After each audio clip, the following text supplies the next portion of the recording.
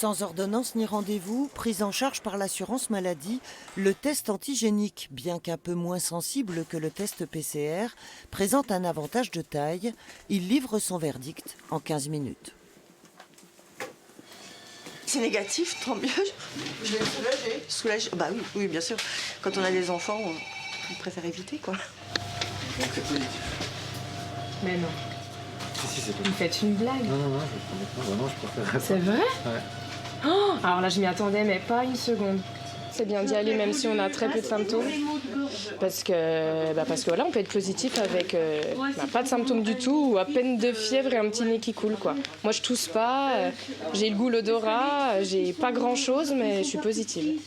Donc voilà, je vais vite aller m'isoler. Les résultats positifs sont rares sur la vingtaine de personnes environ qui vient chaque jour se faire tester dans cette officine depuis une semaine.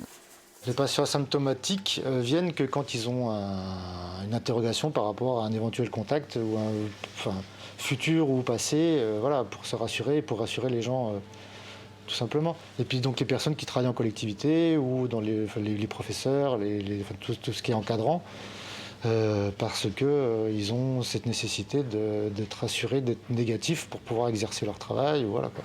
Si les pharmaciens, médecins, infirmiers ou pompiers sont désormais autorisés à pratiquer ces tests antigéniques, c'est principalement pour désengorger les laboratoires, très sollicités par les tests PCR.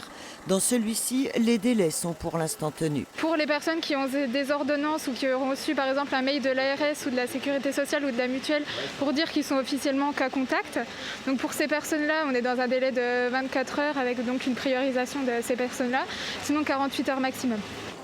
Les équipes de biologistes ont été renforcées et travaillent de nuit, en particulier le week-end si nécessaire.